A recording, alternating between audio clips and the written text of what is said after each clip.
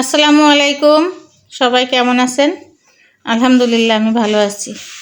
তো এটা কে কে চেনেন? এটাকে আমরা মাইটে আলু বলি বা মাটির নিচের আলু বলি। অনেকে আবার অন্য অন্য নামেও বলে, অনেকে অনেকভাবে এর সাথে পরিচিত। তো আজকে আমি দেশি হাঁসের ডিম দিয়ে এই মাইটে আলু রান্না করব।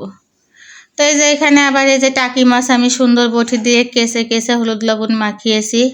টাকি মাছটা আমি কড়া করে ভেজে ধনেপাতা দিয়ে ভুনা করব। তো এই যে কড়াইতে তেল দিয়ে দিলাম মাছ ভাজার জন্য। দেখেন আমার টাকি মাছটা লাল লাল হয়ে ভাজা হয়ে গেছে। তো এই যে এখানে আছে দেশি হাঁসের ডিম, এখানে আমি 7টা ডিম নিয়েছি। আমি ডিমটা একটু ভেজে নিব। তো এই যে কড়াইতে আমি তেল দিয়ে পেঁয়াজ দিয়ে দিলাম। এই যে পেঁয়াজটা ভাজা হয়ে গেছে আমার, আমি সব মশলা দিয়ে কষিয়ে নিচ্ছি।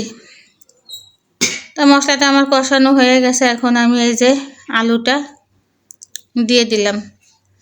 আমি আলুটা কষানো হয়ে গেলে এর মধ্যে গরম ঝোল দিব, ঠান্ডা পানি দিব না, তাহলে আলুটা সুন্দর মোমের মতো সিদ্ধ হয়ে যাবে।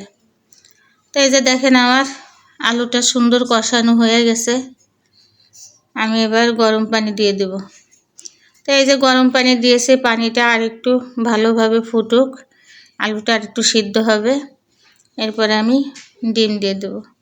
তো এই যে দেখেন আমার আলুটা সিদ্ধ হয়ে গেছে, ঝোলটা আমার একটু কমে আসছে। এখন আমি ডিমগুলা দিয়ে দেব, আর এর উপরে দিয়ে দেব ধনিয়া পাতা।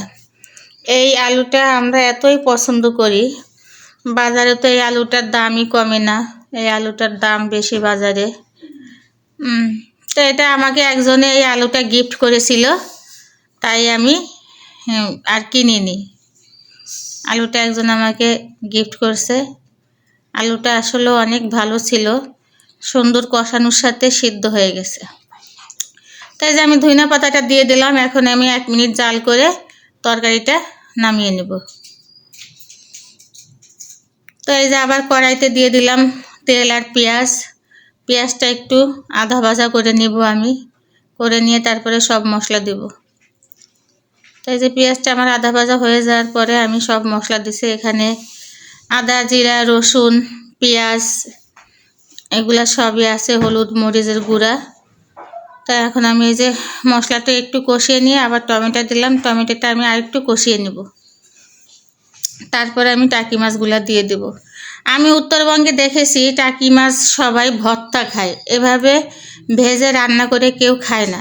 তা যারা না খেয়েছেন তারা এভাবে একবার রান্না করে খেয়ে দেখবেন, মাশাআল্লাহ অনেক স্বাদ হয়, অনেক ভালো লাগে। টাকি মাছটা অনেক ভালো লাগে এভাবে ভুনা করলে। তো এই যে দেখেন আমি আর কোনো পানি দিব না, এর মধ্যেই আমি মাছগুলা দিয়ে দিয়েছি। তো এই যে আমার ঝোলটা বেশি নাই, তাই আমি এখন ধনিয়া পাতা দিয়ে দিলাম। এই টাকি মাছ ভুনার মধ্যে অতিরিক্ত পানি দিয়ে মেলা সময় ধরে জাল করলে ভালো লাগে না, তাই অল্প গা মাখা করেই রাখে তারপরে দেখেন আমার এই যে পারফেক্ট টাকি মাছটা ভুনা হয়ে গেছে। এটা খেতে অনেক স্বাদ লাগে। তো এই ছিল আজকের আমার দুপুরের আয়োজন, আলহামদুলিল্লাহ। তো ভিডিওটা সবার ভালো লাগলে লাইক, কমেন্ট, শেয়ার দিয়ে দেবেন। সবাই ভালো থাকেন। আল্লাহ হাফেজ।